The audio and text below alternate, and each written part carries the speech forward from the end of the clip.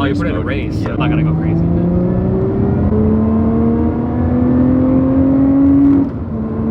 Yeah, dude. I'm not gonna go crazy. Well, yeah. No, that felt really good.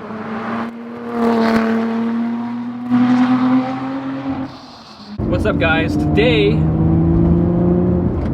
find me in a 2021 Lotus Evora GT. This is the top of the line Evora. This car has 900 miles on it, and it just came straight from the factory. Still smells brand new in here. And this, I would have to say, for a car that starts under $100,000, this might be my favorite car. I would say under 100 grand compared to the Evora 400. This is a similar car, but it's a bit lighter, about 70 pounds lighter than the 400, and it's what, like 16 more horsepower than that car. This is 416 brake horsepower from a 3.5 liter supercharged V6 from a Toyota Camry, which that to me is amazing, because I just feel like even though it's a very simple engine, it's a reliable engine. I'm joined by a buddy of mine, Logan Glock. This is actually his dad's car. He just picked this up, what, a few weeks ago? Yeah, about a month. About a month ago. 416 brake horsepower, 317 foot-pounds of torque. Top speed is 188 miles an hour, which is actually a lot more than I was expecting. Really, 190 miles an hour is pretty impressive. For anyone who knows Lotus or has ever driven a Lotus, they are just like go-karts for the street. They're more visceral, typically, than even Porsches are.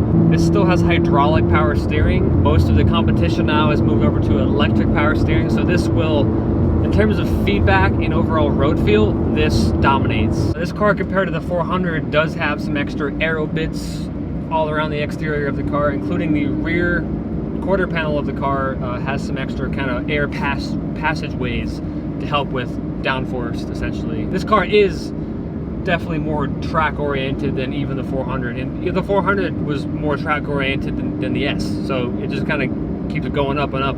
This is the most powerful and fastest Lotus ever made, at least in North America. It's not as common, not nearly as common of a car as a Porsche would be, which I quite like that, because I like the rarity of cars. And I think this is a very good looking car. I guess Porsches are pretty good looking as well, but I just think this car looks more exotic than a 911 does. Gear shift, very crisp. This is a 6-speed manual transmission. Thank God you didn't go for the automatic.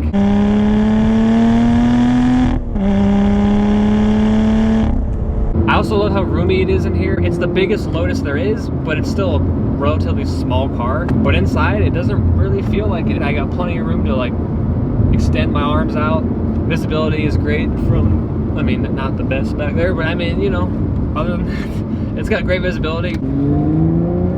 And I'll tell you what though, for a Camry engine, this thing sounds like amazing. I think this is such a good sounding car.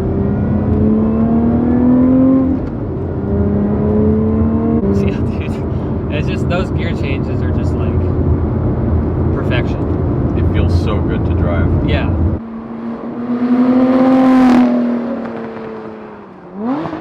This car is meant for someone who just loves driving. I feel like this car is plenty fast. Like, I always say this is all you need. This car, you can use all the power all the time and not go to prison. I mean, you can still go to prison. Amen. It doesn't terrify you like a 720 does. And down here in Florida, that's what you need, because you can't really use the power down here with all these cops. Driving it, you can see the valves open and closing through the back mirror. Oh, you so can? if you stab the pedal or the gas. Oh, I saw. Oh my God. Oh yeah. That's funny. And because this car is so small, it feels small. It's easy to place, feels very nimble. This car weighs in at about 3,100 pounds, which actually is more than you would think for the size of the thing, but I think even though this is the lighter version of the 400, it still has a lot of luxuries inside. One thing about Lotus that I've really loved over the years is that with the first Evora that came out, the interior was kind of chintzy, kind of plasticky, and not the best. And then with each iteration that they came out with, it just progressively got better and better in terms of the quality. And it's at its absolute best right now in this car, because you have tons of leather stitching everywhere, Alcantara, carbon fiber back seats. Are these race seats, or are these just like regular? Like, they're race seats. They're the race seats for the Evora. And then the Elise and Exige have their own race seats, which are way more hardcore than these. I'm sure, because those cars are more go-karty than this one is. This is a little more of like a usable kind of Lotus, but still a Lotus, still a proper Lotus. Yeah, dude, like you can have so much fun on this thing. Like, I think what base price is like $96,000 around there, which is, you know, it is a bit pricey. It is pricey, but I think the amount of just sheer driving pleasure that you get from this car is hard to beat. Nowadays, when everything is electric power steering and so robotic. I don't think any other car feels this good to drive below 100 grand. Yeah, I think you might be right. And this is finished in, it's like a chalk gray, but it's not called chalk gray. It's called, what's it called? Porsche Fashion Gray. Porsche Fashion Gray, okay. It looks like a chalk gray. It's a great color, along with like the red accents inside and outside. And also in terms of usability, the ride on this car, all the Evoras have had really rather amazing ride quality. And this car, you know, it feels like a sports car, but it's not beating me up at all. Yeah, dude, like, there are 4 seats. Only way to get back there is to cut your legs off, but, you know, it's seats. If you got kids, if you got any extra, you want any extra storage space, I mean, this exhaust sounds insane for being a Camry V6. I mean, it is supercharged, but this is such a good sounding car. This is more like 911 territory, 100%. Yeah, like base 911. Base Carrera. This is what. Yeah, and the steering is just insane on this thing too. Like,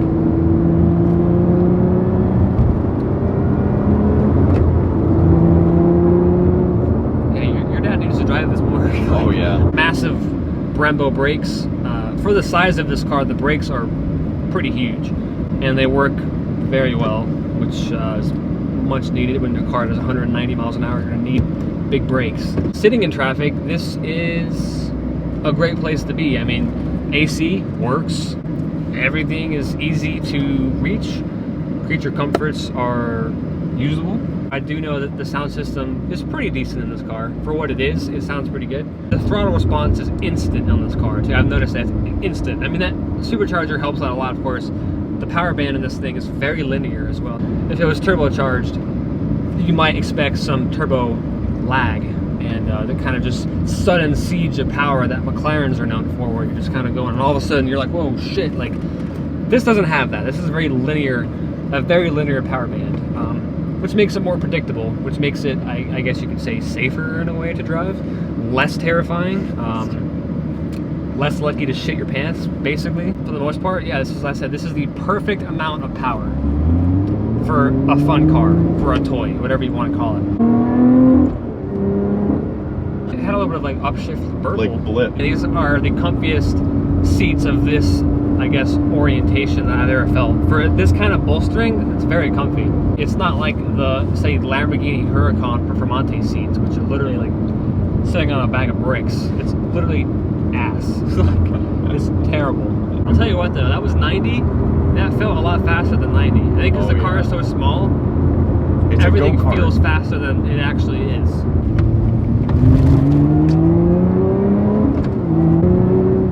Yeah, it's just like so effortless.